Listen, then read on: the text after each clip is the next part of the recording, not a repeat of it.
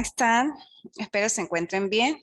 Bueno, hoy vamos a retomar la clase de la semana antepasada, porque la pasada pues no la di. Y bueno, hoy estamos aquí, que habíamos quedado en la conciliación, en adolescente ausente, conciliación y demás. Vimos todo lo que era el fin de la investigación sobre seguimiento adolescente y hoy vamos a ver fórmulas de solución anticipada, alternativas a la prosecución del proceso y bueno, algunas características propias del procedimiento penal a menores, ¿no? Eso es, bueno, es parte del tema 2, parte del tema 3. Sin embargo, bueno, vamos a hablar un poquito también pues de lo que es de la jurisdicción, ¿no? Jurisdicción propiamente especializada, pero empezando por la palabra como tal de jurisdicción. ¿Qué es jurisdicción? Jurisdicción viene de dos vocablos latinos. Juris y ditio. Juris, que es derecho, y ditio, que es dicción. Quiere decir el derecho. ¿Quién tiene la potestad de decir el derecho? Los jueces, los operadores de justicia como tal, los jueces, los directores del proceso. Ellos tienen la potestad de decir el derecho, tienen jurisdicción. Por eso un juez de la República Bolivariana de Venezuela es juez en todo el territorio nacional, pero va a delimitarse su competencia por la materia o la especialidad o por cuestiones de territorio. Por decir, un juez de responsabilidad penal de adolescentes nombrado en el estado Táchira, si bien es cierto, es juez de la República Bolivariana de Venezuela, solamente tiene potestad de decir el derecho en el territorio del estado Táchira y más aún en el área del sistema de responsabilidad penal de adolescentes. Quiere decir que un juez nombrado, designado en esa especialidad, no puede decir el derecho, no puede administrar justicia en jurisdicción ordinaria, en jurisdicción de adultos. Por eso la jurisdicción es la potestad de decir el derecho. Decir el derecho es un poder pues especialmente facultado para el órgano jurisdiccional, en este caso el juez o jueza de la República. Lógicamente, al tener jurisdicción, pues puede emitir diferentes actos procesales y resoluciones de todo tipo. Los tribunales en el estado Táchira están constituidos en el área de responsabilidad penal de la siguiente manera: de control, de juicio y de ejecución. También tenemos una sala accidental como Corte Superior de Responsabilidad Penal de Adolescentes, una sala accidental en materia de responsabilidad penal y en área de juzgado superior, por decirlo así, donde efectivamente pues llegan las resoluciones que son apeladas y son conocidas por unos jueces superiores, pero constituida la sala accidental. ¿Por qué sala accidental? Porque no tenemos aquí en el estado Táchira una sala efectivamente ya predeterminada para eso, que sean jueces superiores en materia de responsabilidad penal. Todavía no la tenemos constituida. Por eso se constituye como sala accidental con los mismos jueces o los magistrados de la Corte de Apelaciones normal, los tres jueces que están colegiados en esa corte. ¿Okay? Si ellos se inhiben o alguno de ellos se tiene que inhibir, pues lógicamente nombran a otros jueces suplentes. En cuanto a los jueces de control, hay 3 jueces de control, uno de juicio y uno de ejecución. Esa es la constitución de los tribunales en el estado Táchira en cuanto al procedimiento penal de menores o responsabilidad penal de adolescentes, para que bueno, tengan conocimiento. Las funciones tanto de los jueces de control, de juicio y de ejecución, pues son muy parecidas a los de jurisdicción ordinaria, lógicamente, es la misma como majestad, formalismos y demás, y lógicamente pues también tomamos materias o normas propias de la norma adjetiva penal, en este caso el Código Orgánico Procesal Penal. La aplicación o la diferencia es en cuanto a las sanciones, el fin de la ley que es socioeducativo, todas esas principios y garantías que le existen al adolescente por ser jurisdicción especializada. ¿Y por qué jurisdicción especializada? Pues lógicamente porque solamente trata de adolescentes en conflictos con la ley penal. Todos aquellos adolescentes que están en el ámbito de aplicación de la ley conforme al 531 de 14 a menos de 18 años. Por eso es especializada, porque son menores de edad y son responsables penalmente de sus actos y son adolescentes que entran en conflicto con la ley penal producto de la comisión de un hecho punible. Por eso es especializada, porque trata solamente esa área de adolescentes y lógicamente esa área de adolescentes pues tiene principios y garantías constitucionales que los asisten. Como ya hemos visto en el primero o uno de los más importantes es la reserva de las actuaciones y la privacidad. No podemos hablar de juicio oral y público, sino de juicio oral y reservado. ¿Ok? Bueno, ya viendo eso, vamos a seguir con las fórmulas de solución anticipada que están en el artículo 564, que habla de la conciliación. Aquí es una diferencia también con la jurisdicción ordinaria, porque en la jurisdicción ordinaria hablamos de acuerdo reparatorio, mientras que aquí en adolescentes hablamos de conciliación. Y el artículo 564 dice así: cuando se trate de hechos punibles para los cuales la sanción no sea privación de libertad, él o la fiscal del Ministerio Público, para ello se celebrará una reunión en la sede de quien la promueva con él o la adolescente, padre, madre, representante o responsable. La defensa, él o la fiscal del Ministerio Público o la víctima presentará su eventual acusación. Se expondrá y se oirán proposiciones. En dicha reunión se explicará ampliamente a las partes el contenido y alcance de la conciliación. La víctima, él o la adolescente, imputado o imputada, manifestará su voluntad de conciliar. En caso de no querer conciliar, expondrá sus motivos, lo podrá realizar por cualquier medio y así dejará constancia. El Ministerio Público representará a la víctima en aquellos casos que ésta sí lo decida, con arreglo a lo previsto en el artículo 662, literal A de la presente ley, que ya lo vamos a ver, en caso de hechos punibles que afecten intereses colectivos o difusos por prender la reparación del daño causado. Si se llega a un preacuerdo, él o la fiscal lo presentará al juez o la jueza de control conjuntamente con la eventual acusación. En todo caso, las partes y el juez o la jueza de control agotarán todos los medios para lograr con éxito la conciliación. Si bien, bueno, es muy parecido en cuanto al acuerdo reparatorio, porque aquí especifica solamente cuándo procede la conciliación. Y lo primero que dice es cuando se trate de hechos punibles para los cuales la sanción no sea privación de libertad. Recuerden que el artículo 628, que bueno, también lo vamos a ver más adelante, pero el 628 establece un catálogo de hechos punibles. Esos hechos punibles son los que merecen privación. Vamos a verlo rápidamente para que lo puedan visualizar y comprender un poco más la norma. El 628 habla de que consiste en la restricción del derecho fundamental de la libertad del o la adolescente en edad comprendida entre 14 y menos de 18. Eso estamos claros, ¿verdad? Que es el ámbito de aplicación de la ley. En un establecimiento público o entidad de atención del cual solo podrá salir por orden judicial o una vez cumplida la sanción impuesta. La privación de libertad es una medida sujeta a los principios de excepcionalidad y de respeto a la condición peculiar de la persona en desarrollo y solo podrá ser aplicada al o la adolescente. Aquí vamos, con los artículos que solamente merecen, con los delitos que solamente merecen privación de libertad. A. Cuando se trate de la comisión de los delitos de homicidio, salvo el culposo, violación, secuestro, delitos de droga en mayor cuantía, en cualquiera de sus modalidades, abuso sexual con penetración, sicariato o terrorismo. Su duración no podrá ser menor de 6 años ni mayor a 10. Aquí establece la primera distinción en cuanto a estos tipos de delitos que efectivamente son considerados graves, no pueden ser menos de 6 años ni mayor a 10, porque la sanción máxima de privación son 10 años. Y esto es el primer clasificación que hace de los delitos que merecen privación. Luego están los del literal B, que dice: cuando se trata de lesiones gravísimas, salvo las culposas, robo agravado, robo sobre vehículo automotor, abuso sexual, extorsión o asalto a transporte público, no podrá ser menor de 4 ni mayor a 6. Esa es la otra distinción que hay en cuanto a los delitos, pero también me está diciendo que estos delitos también merecen privación.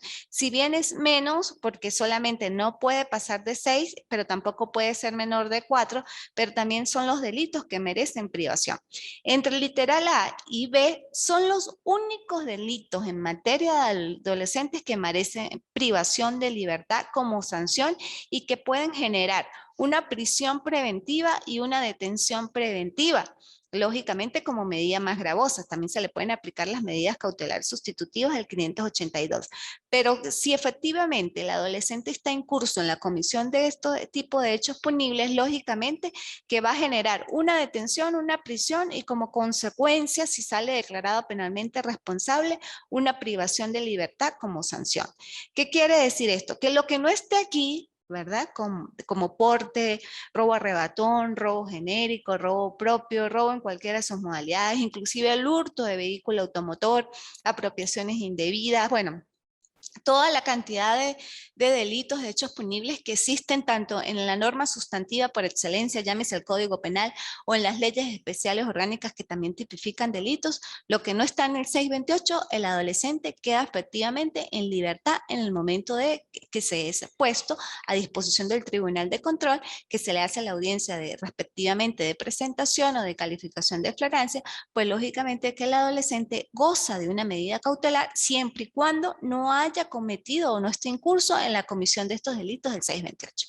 Por eso es que es muy importante saber cuáles son los que merecen privación y ya los que no están dentro de esto ya sabe que es un porte. Si usted como abogado defensor le llega un caso de un adolescente que fue aprendido por un porte ilícito de arma de fuego, que eso es muy común, pues lógicamente sabe que va a salir en libertad.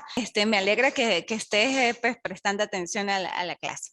Bueno, el 628, como te decía, solamente establece ese catálogo de delitos. Si usted como abogado defensor se le presenta un caso donde efectivamente el adolescente es aprendido por un porte de arma, un robo arrebatón, unas lesiones, inclusive un homicidio culposo, usted sabe que eso no genera privación de libertad como sanción y el adolescente es merecedor, lógicamente, de una medida cautelar sustitutiva a la prisión preventiva o a la detención, una medida cautelar menos gravosa porque lógicamente no merece como sanción privación de libertad, no genera esa medida de coerción más gravosa y lógicamente el adolescente, si bien es cierto, se le sigue el proceso, pero se le sigue el proceso en libertad porque no está dentro del catálogo 628.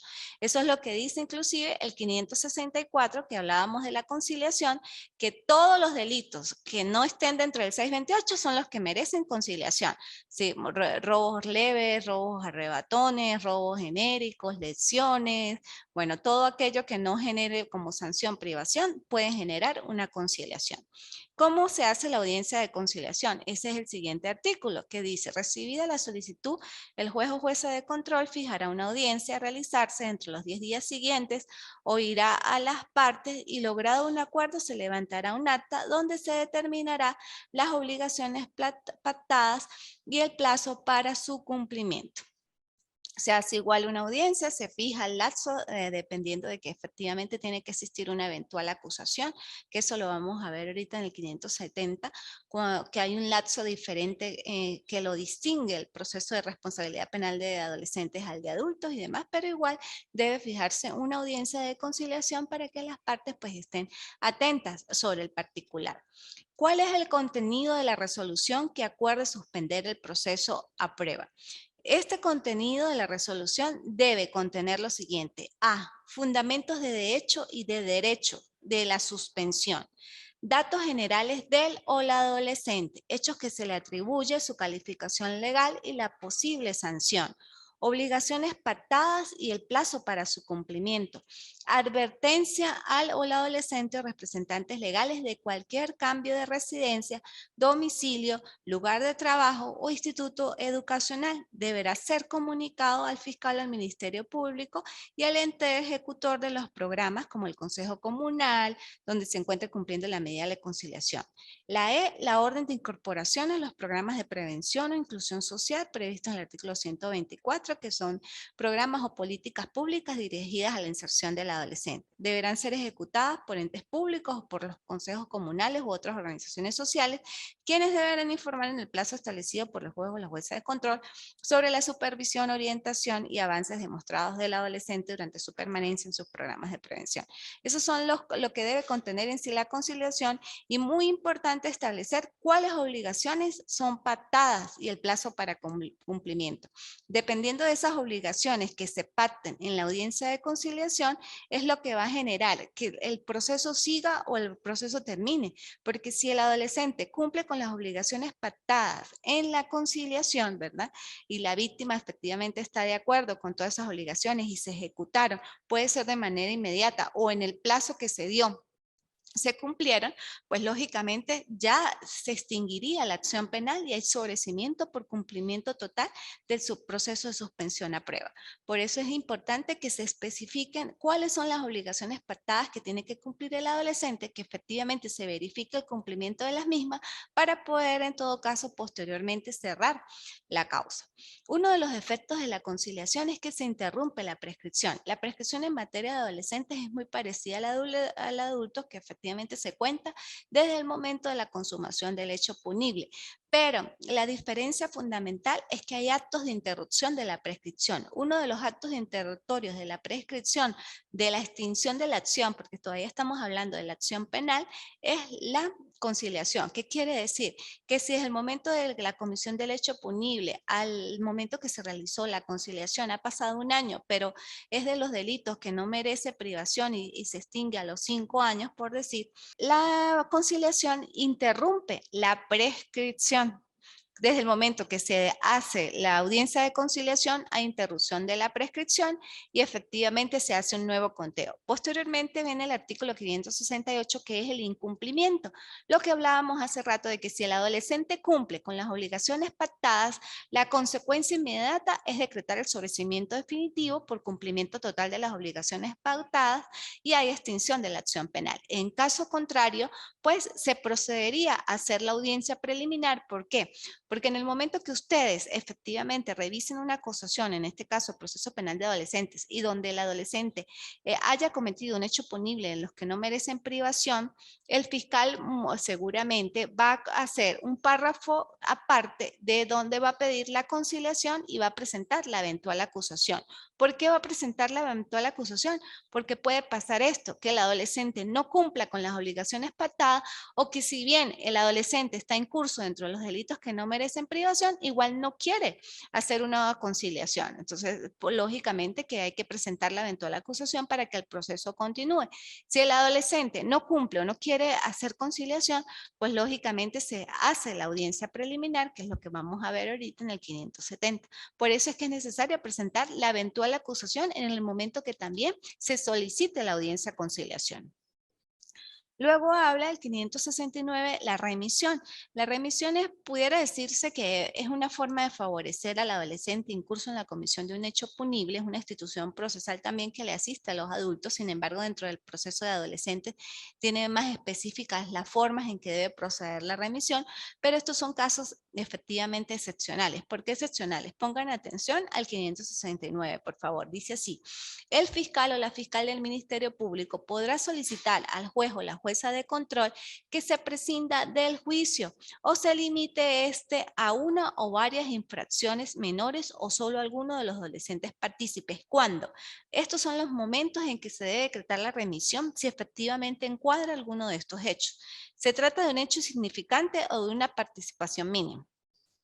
Él o la adolescente colabore eficazmente con la investigación, brinde información esencial para evitar la perpetración o consumación de otros hechos conexos, ayude a su esclarecimiento o brinde información útil para probar la participación de otras personas.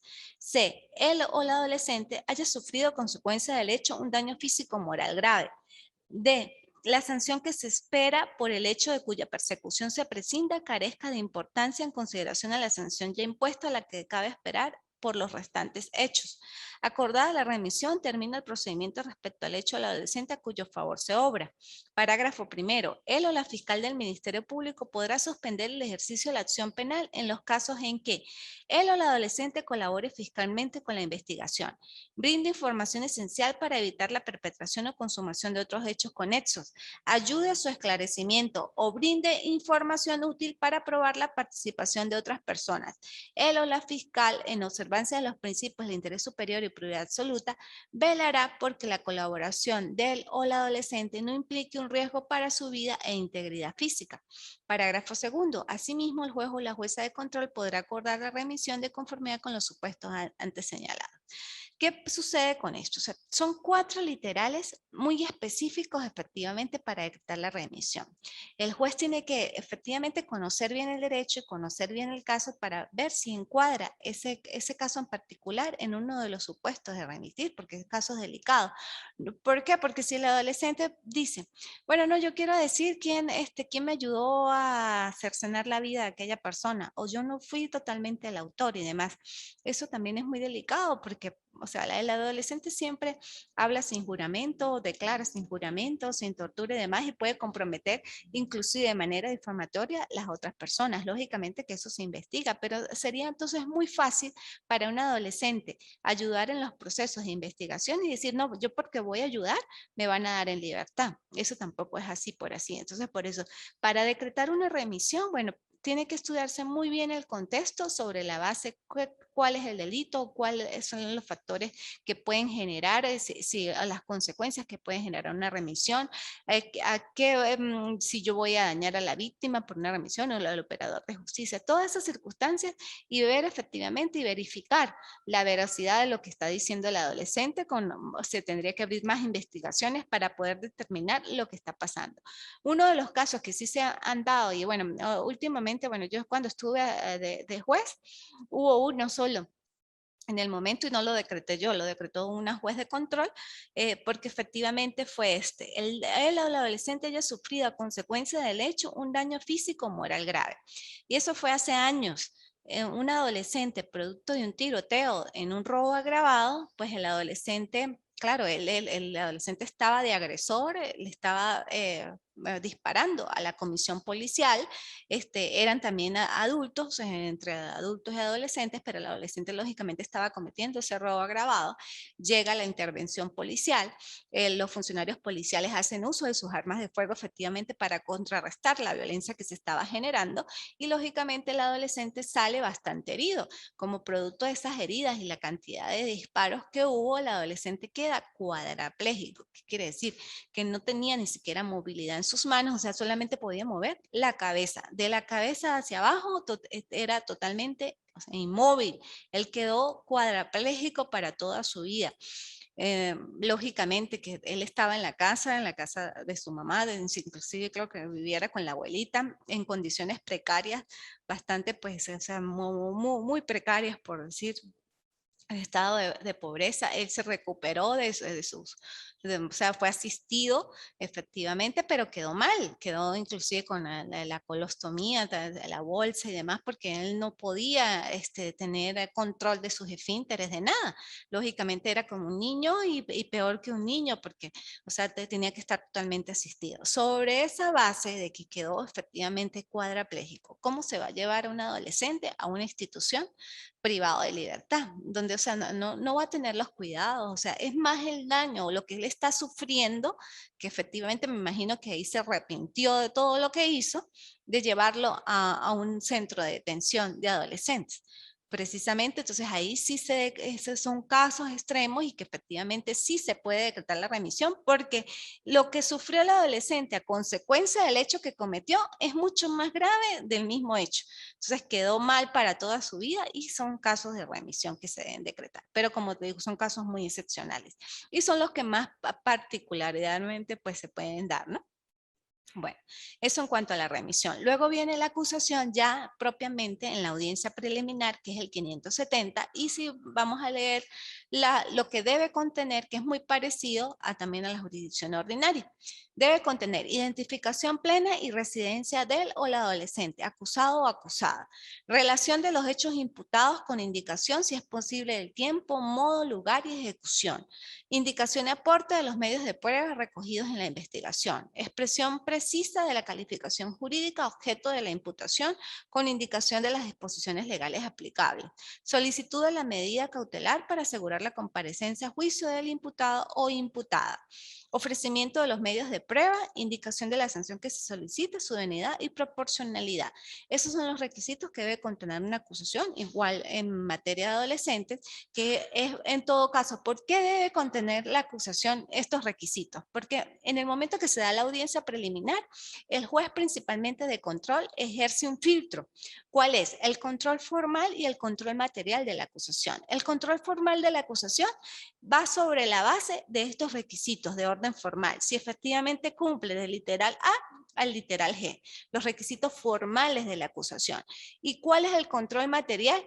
Si las pruebas, si la acusación, si el hecho que endilgó, que está endilgando al adolescente, encuadran el tipo penal. Ese es el control material porque el juez está haciendo allí un filtro de verificación del hecho sobre el tipo y de las pruebas si son idóneas, lícitas, legales y pertinentes para el hecho, y efectivamente hace ese control material.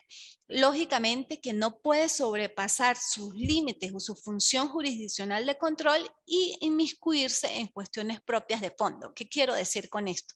No puede decir, si es un homicidio, por decir intencional, y se está imputando sobre la base de un homicidio intencional, él no puede llegar a decir eso, porque la defensa muchas veces en sus alegatos de defensa va a decir que lo hizo por legítima defensa o por estado de necesidad, qué sé yo. El juez no puede determinar en ese momento, o sea, independientemente de que sea conocedor de derecho, decir que efectivamente es legítima defensa y cambiar totalmente el panorama. Él puede graduar o hacer graduaciones en la calificación, que eso sí lo puede hacer efectivamente. Si observa que el fiscal del Ministerio Público imputó por robo agravado, pero dentro de la acusación no hay ni siquiera avalúo real del arma, no hay una experticia balística, no se encontró el arma, ¿cómo va a haber robo agravado si no existe el arma, el objeto?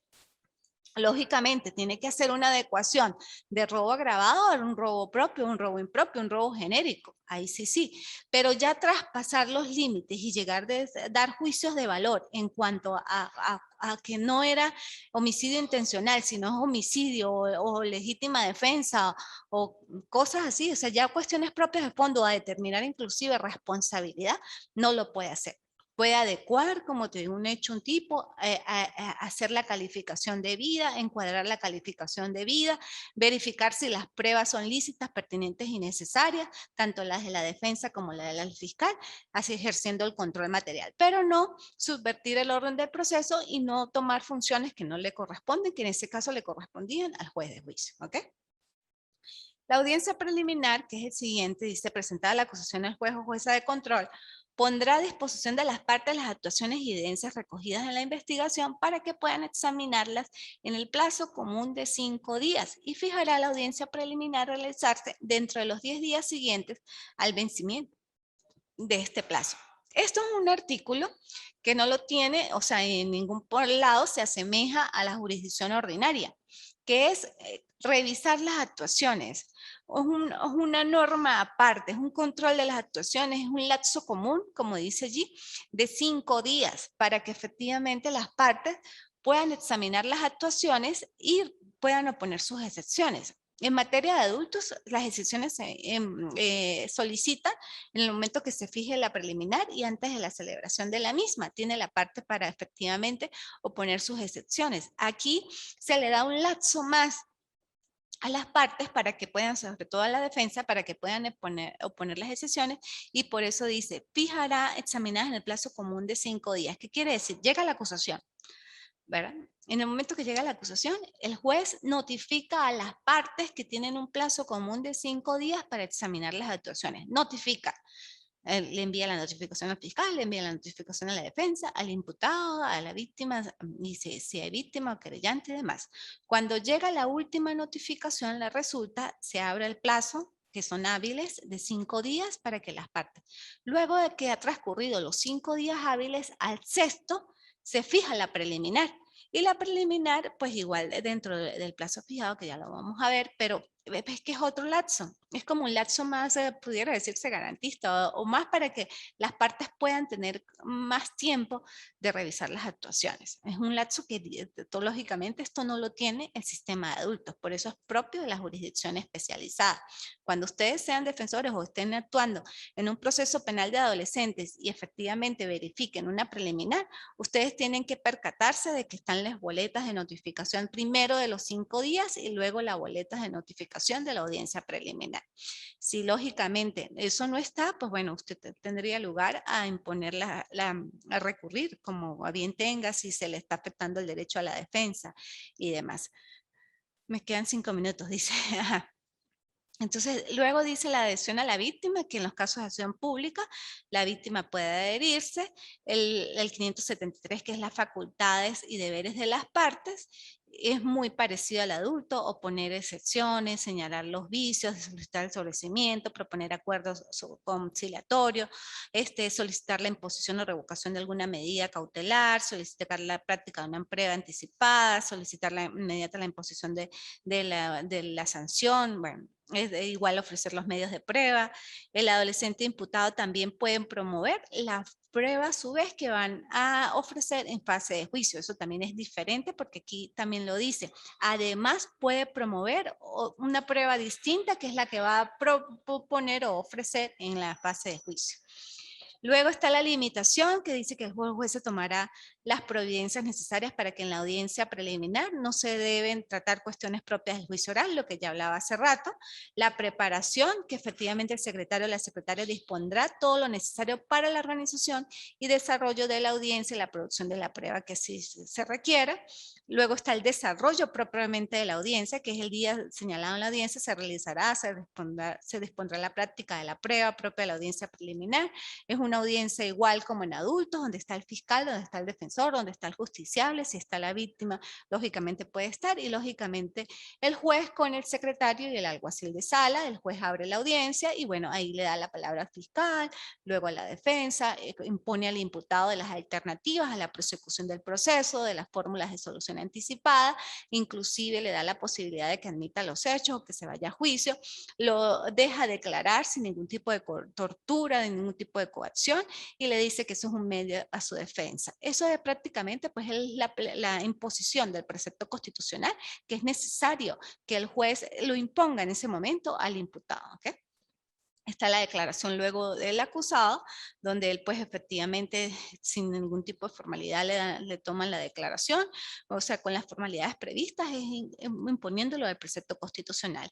Y la decisión que finalizada esos alegatos que hizo el fiscal, que hizo la defensa, que habló el imputado, que inclusive habló la víctima, pues el juez pronunciará su resolución. Esta resolución, bueno, dependiendo de la alternativa, si era uno de los delitos que no merecían privación, se acogió a una conciliación, o si se hizo la audiencia preliminar como tal, admitió hechos, no admitió hechos, si se fue a juicio, si tuvo que resolver una excepción. Bueno, todo lo que pasa en la audiencia, el juez efectivamente, primero, segundo, tercero, va a resolver las peticiones de las partes.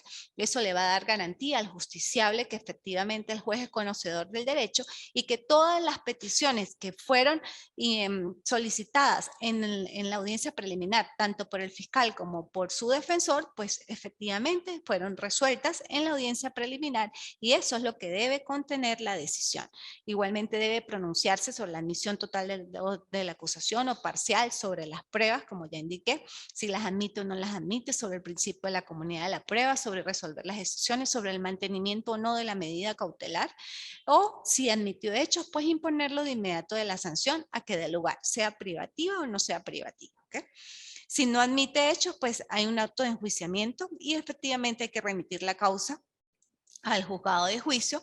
El auto de enjuiciamiento está en el 579 y pues tiene una serie de literales, así como el de la acusación, que efectivamente debe tener la descripción precisa de la admisión de la acusación, las modificaciones introducidas, si la acusación ha sido interpuesta por varios hechos, solo se admitió parcialmente, por qué se admitió, las modificaciones en cuanto a la calificación, la identificación de las partes, las pruebas admitidas, la orden de remitir las actuaciones y bueno, y este auto se notificará por lectura. Es un acto de enjuiciamiento donde efectivamente pues se le indica al juez de juicio prácticamente que el imputado consideró ser inocente de los hechos imputados por el Ministerio Público y va a pasar a fase de juicio donde se debatirá las pruebas que fueron admitidas previamente ofrecidas y que allí es donde se va a dilucidar efectivamente la inocencia o la culpabilidad o la responsabilidad penal del adolescente.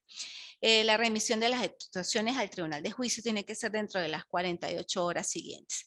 Ahora bien, hay un artículo, el 548, que habla de la prisión preventiva. Este artículo de la prisión preventiva es una institución procesal también propia del sistema de responsabilidad penal de adolescentes y es una medida de coerción personal gravosa que también se da en los siguientes casos. Pongan atención, dice, el juez o la jueza de control podrá decretar la prisión preventiva del imputado o imputada cuando exista un hecho punible perseguible de oficio, cuya acción no se encuentre evidentemente prescrita, fundados elementos de convicción para estimar que él o la adolescente ha sido autor o partícipe en la comisión de un hecho punible, riesgo razonable que el adolescente evadirá el proceso, temor fundado de destrucción o obstaculización de pruebas, peligro grave para la víctima, denunciante o testigo.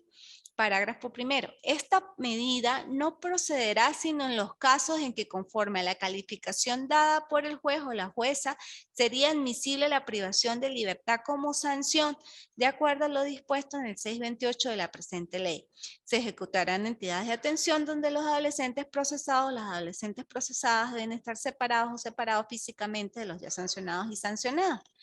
Y habla el parágrafo segundo de que la prisión preventiva no podrá exceder de 3 meses. Si cumplido este término, el juicio no concluido por sentencia condenatoria, el juez o la jueza de control que conozca el mismo la hará cesar, sustituyéndola por otra medida cautelar que no genere privación. Al igual que el 628, estos son los requisitos en todo caso para poder decretar la prisión preventiva.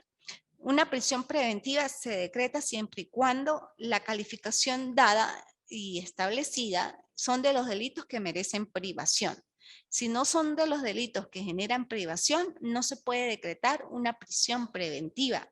Se da y en todo caso se otorga y se decreta una medida cautelar sustitutiva. Ojo con eso, la prisión preventiva solamente son para los delitos graves y de los establecidos en el 628. Esto es una particularidad también del sistema de responsabilidad penal de adolescentes. En adultos solamente existen 2 medidas por naturaleza o 2 formas de asegurar la comparecencia al imputado a los sucesivos actos procesales. ¿Cuáles son? La medida de privación de libertad, que se decreta inclusive desde la fase preparatoria en la audiencia de presentación, o la medida cautelar sustitutiva a esa privación de libertad. ¿Qué quiere decir? Que se le da una medida cautelar con presentaciones o confiadores o X o Y, pero va a estar en libertad durante su proceso. O la privación como más gravosa. En adolescente hay variedad. ¿Por qué?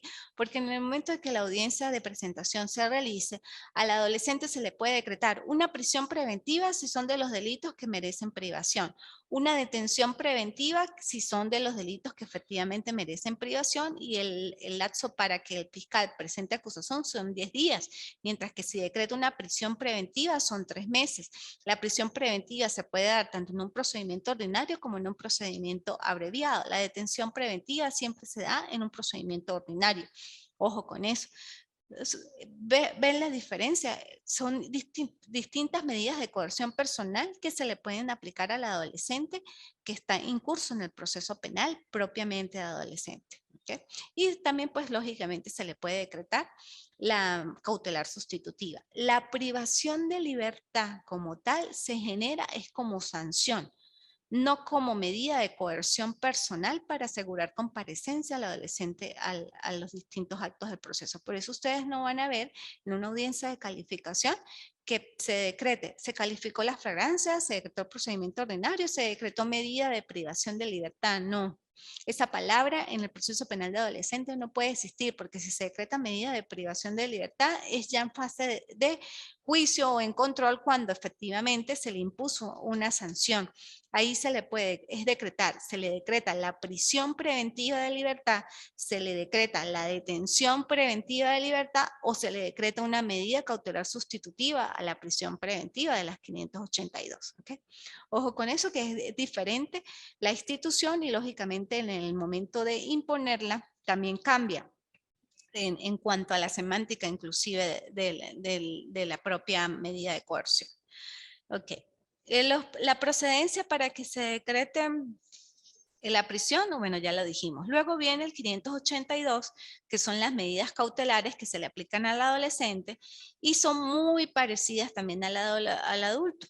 Es la A, detención en su propio domicilio o en custodia de otra persona con la vigilancia que el tribunal disponga, la obligación de incorporarse bajo los cuidados o vigilancia de una persona o el consejo comunal, organización social, programas de prevención o inclusión social, obligación de presentarse periódicamente al tribunal la autoridad que éste designe, prohibición de salir sin autorización del país o de la localidad en la cual reside en el ámbito territorial que fije el tribunal, prohibición de concurrir a determinadas reuniones o lugares, prohibición de comunicarse con personas determinadas, prestación de una caución personal no pecuniaria, incorporarse al sistema educativo en caso de contenida en el literal G, presentar la acusación personal, el juez o la jueza de control deberá verificar la idoneidad de los garantes en un plazo no mayor de 3 días, contados a partir de la consignación de la documentación correspondiente, debiendo ejecutarse de manera inmediata la medida. La idoneidad de los garantes debe ser entendida como aquellas personas que inciden de manera positiva en el o la adolescente, todo ello sobre la base de su mejor interés. Asimismo, los consejos comunales podrán orientar al juez o jueza de control sobre la idoneidad de los mismos. Las medidas cautelares serán revisables en cualquier momento de la causa a solicitud del o la adolescente, de su padre, de su madre responsable o su defensa privada o de defensa pública especializada. Eso también es algo muy particular que efectivamente lo categoriza o lo establece el sistema de justicia penal juvenil, donde indica que inclusive la revisión de medidas cautelares puede ser solicitada por su padre, su madre o responsable. Esto en el caso de adultos, pues lógicamente no lo dice, pero en materia de adolescentes sí efectivamente lo plasma de que puede el papá, la mamá o su representante legal o responsable puede solicitar la revisión de la medida cautelar, muy parecidas a las de adultos. Ahora bien, el 583 dice, admisión de hechos. Admitida la acusación o antes del inicio del debate en la fase de juicio, el juez o la jueza de control de juicio, según el caso, instruirá al adolescente respecto al procedimiento especial de admisión de hechos. Admitidos los hechos, el imputado o la imputada podrá solicitar al tribunal la imposición inmediata de la sanción. En estos casos, el juez o la jueza de control o de juicio deberá decretar la rebaja de la sanción que corresponda para el caso de 1/3 a la mitad, independiente de la sanción que corresponda imponer. En caso de reincidencia o concurso real de delitos de los previstos en el artículo 628, solo se rebajará hasta 1/3 de la sanción. Bueno, efectivamente, pues la admisión de los hechos en materia de adolescentes es muy parecida a los adultos. Eso también es una garantía, es una fórmula de solución anticipada en todo caso para que el adolescente pueda resolver su situación jurídica un poco con más premura. Efectivamente, si el adolescente está consciente que cometió un hecho punible y no desea irse a juicio, pues lógicamente que en la audiencia preliminar puede admitir los hechos perfectamente y el juez puede rebajar, dependiendo si son de los artículos 628 de los que merecen privación, de 1/3 hasta 1/3 de la sanción. Pero también hay algo muy particular, que eso lo vamos a ver más adelante, pero sí se los tengo que decir ahorita porque sucede.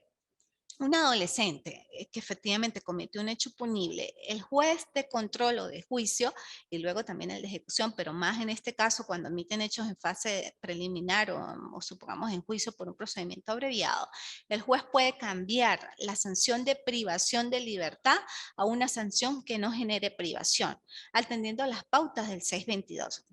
La facultad que tiene el juez en materia de responsabilidad penal de adolescentes es enorme y compleja, porque sin inclusive puede, óigame bien, cambiar una sanción de privación a una que no genere privación y colocarle todo el catálogo de las sanciones no privativas. Eso en fase de adultos no sucede. En fase de adultos o lo condena o lo absuelve. Así de sencillo.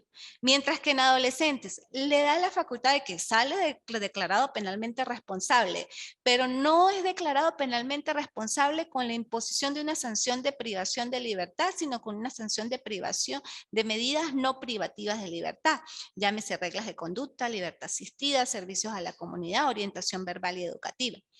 La facultad que tiene tan enorme el juez de responsabilidad penal de inclusive cambiar la sanción. Lógicamente, esto lo hace atendiendo a unas pautas que vamos a ver ya en fase de ejecución, que son las pautas de aplicación para la sanción. Lógicamente, tiene que motivar muy bien su decisión y tiene que efectivamente conocer bien las reglas de Beijing, el Código de Riad, todas esas convenciones inclusive internacionales para hacer uso de un cambio de sanción privativa, porque el fiscal del Ministerio Público en delitos graves, o sea, en un homicidio, por decir, siempre va a pedir privación.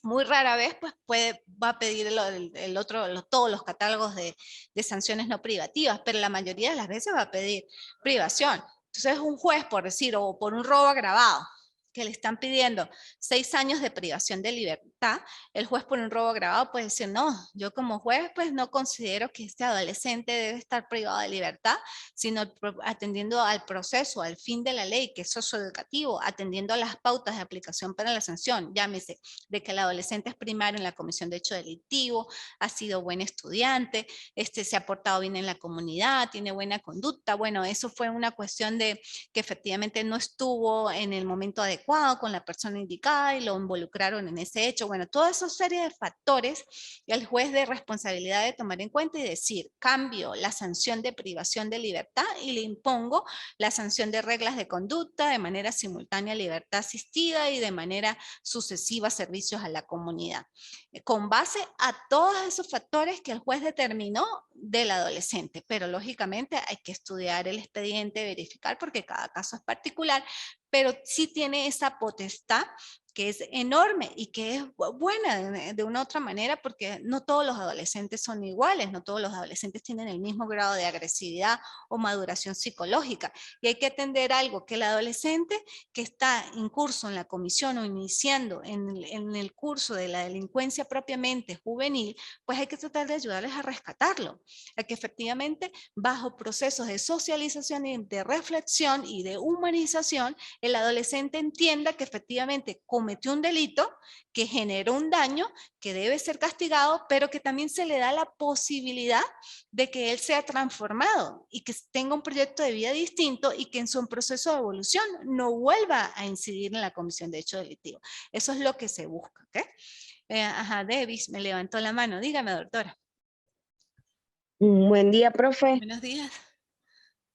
Bueno, ya mediodía. Profe, es que esa es la finalidad del derecho penal como tal, bien sea para menores o adultos como tal. O sea, la intención es que, ok, pagues por el delito que cometiste, pero seas reincorporado nuevamente a la sociedad. Ajá. Y que, o sea, aprendas, pues, o sea, cambies y seas como reformado. O eso fue lo que aprendí yo de mi profesor de Derecho Penal en la carrera, que Claro, tiene que ser nuevamente, esa es la verdadera finalidad del derecho penal, no es juzgarlo, no es pudrirlo en una cárcel, no, es que esa persona sea nuevamente reincorporado a la sociedad y que su conducta cambie, para mejor, obviamente, pero claro, claro. ahorita en las cárceles. Sí, efectivamente son una de las funciones del derecho penal y más de la sanción, porque eso hablamos inclusive en la parte de César Beccaria, que hablaba de la sanción como efectivamente una función de sanción y de castigo y de conciencia, de que la persona que cometiera un hecho delictivo efectivamente tomara conciencia y no lo volviera a hacer, y que efectivamente el derecho penal busca regular todas esas conductas a través bueno, efectivamente tiene que, para verificarse que efectivamente cometió un hecho delictivo, que se den todos los elementos del delito. ¿Cuáles son? Acción, tipicidad, antijuricidad, culpabilidad, punibilidad y penalidad. efectivamente, al estar todos los elementos del delito positivos y que se configura la comisión de un hecho delictivo, lógicamente que va a consecuenciar como parte determinante de generar una pena, una sanción. Y en ese sentido es que el derecho penal surge y esa es la función, de que no vuelva a cometer el hecho delictivo porque efectivamente está consciente de que le genera una pena y debe ser castigado. Sí, efectivamente. En materia de adolescentes es igual, lógicamente, porque las bases del sistema de justicia penal juvenil están consagradas bajo el derecho penal general. Lógicamente que tiene sus garantías diferenciadoras en cuanto a las instituciones, pero lo que busca el sistema de justicia penal juvenil es que no trascienda, porque la mayoría está prácticamente con visto y por máximas de experiencia, que muchos de los adolescentes que incurren en hechos punibles siendo adolescentes, pues llegan a adultos cometiendo hechos punibles. Lo que se busca es que efectivamente el adolescente pare allí en la parte de responsabilidad penal de adolescentes y no trascienda al sistema de adultos. Ajá, dígame, doctora. Me volvió a levantar la mano. La doctora Debbie. Yo, profe, Caterina. No, no. Ajá, dígame. Doctora, una pregunta. Tú sabes que yo por aquí evidencié un caso donde hay como una bandita de ya adultos y ellos, vamos a decirlo así, reclutan menores de edad. Ellos conocen la ley, ¿no? Los mayores de edad. Entonces, ¿qué hacen? Cuando los agarran en el delito, toda la culpa se la echa el menor para que lo procesen como menor de edad y los demás quedan libres de pena, ¿no? Y entonces eso tampoco, bueno, lo que yo vi es que no hacen una investigación adecuada para que se den cuenta de lo que ocurrió, ¿no? La comunidad lo supo, pero entonces la justicia no, de lo que sucedió, ¿no? O sea, la realidad de lo que fue la investigación de ese hecho. ¿Y los adultos quedaron libres? Sí, señora. Sí, no, bueno, pues sí, debe haber un poco más de investigación allí porque eso sucede también. Hay muchos adultos que hacen uso de los adolescentes para delinquir. Y pues lógicamente la cabecilla es el adulto, pero también pasa al revés. Muchos adolescentes, claro, en minorías, ¿no?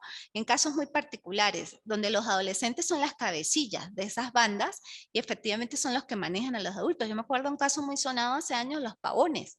Los Pavones era una banda de adolescentes que su cabecilla era de adolescentes y ellos manejaban a los adultos, ¿no? Claro, eso fue una banda muy fea que inclusive hubo motines y los mataron y demás porque eran fuertes. Pero también sucede. Pero en esos casos donde tú dices, doctora, efectivamente, pues hay que hacer una investigación más a fondo y determinar la verdadera responsabilidad, ¿no? Si efectivamente la tiene o hay responsabilidades compartidas, porque si estaban en unión en el momento de cometer hecho punible, algo sabían y algún tipo de responsabilidad de ahí subsidiar entre todos debe haber o complicidad correspectiva, ¿no? Pero sí, pues deben trascender la investigación, pero a veces son, bueno, no sé, cosas que escapan de las manos de los funcionarios o las víctimas no se activaron o el procedimiento como tal no estuvo lo suficientemente bien plasmado para poder de verdad endilgarle a los adultos esa participación, porque recuerde, doctora, que dependiendo del acta policial es lo que va a determinar la individualización de los imputados y la responsabilidad de ellos. Porque si en el acta policial, que desde el inicio fue levantada por los funcionarios aprensores, dejaron constancia que toda la participación fue por parte del adolescente y fue el agresivo, el que estuvo siempre en acción, constante y demás, pues lógicamente todo va a ser para el adolescente. Pero si en el acta policial efectivamente hay responsabilidad con los demás, pues lógicamente que el fiscal tiene que investigar y verificar y adecuar a cada persona ese hecho. Doctora, lo que sucedió fue que los demás salieron corriendo y él fue el que se quedó. Ah, pues claro. Entonces, Entonces, claro, y después ellos lo buscaron, también estaba metido en el grupo, ¿no? ajá. Pero después ellos le dijeron que como era menor de edad, entonces que a él o sea, no iba a llevar cárcel, fue lo que le dijeron. Entonces, ¿qué Imagínate. sucedió? Pues él se echó la culpa por congraciarse con ellos y pues claro, fue como un año que él estuvo en ese Proceso. de investigación y todo eso, y los demás pues quedaron Libre. sueltos. Ah, claro, porque se escaparon, se fugaron y no hubo indemnización, no hubo aprehensión. lógicamente, pues ahí también es algo que no es imputable ni siquiera en ese momento, ¿no? A los órganos de seguridad, que lógicamente me imagino que el adolescente por miedo, pues tampoco diría quién más participó y se quedó callado. Entonces ahí no se puede hacer más nada, doctora, porque si el adolescente pues tampoco colabora con la administración de justicia para decir quiénes fueron, pues lógicamente ahí no va a operar porque no hay algo tangible. Recuerde que todo funciona sobre la base de declaraciones, pruebas y demás. Y si el adolescente efectivamente se quedó callado, pues lógicamente ahí va a quedar. Y pues el adolescente él mismo va a asumir su propia responsabilidad completa. ¿Okay? Bueno, doctora, me dicen aquí que se me acabó el tiempo. ¿Alguna otra pregunta, doctora Catherine Gambasica? Ay, gracias, doctora. La doctora Debbie, ¿alguna pregunta? No, profe, gracias ¿No? por la clase. Gracias a ustedes por la participación y por estar aquí. De verdad me satisface mucho que aunque sean ustedes dos, pues están pendientes de la clase y eso es muy importante. Bueno, un abrazo. Nos vemos el otro fin de semana. Gracias. Chao.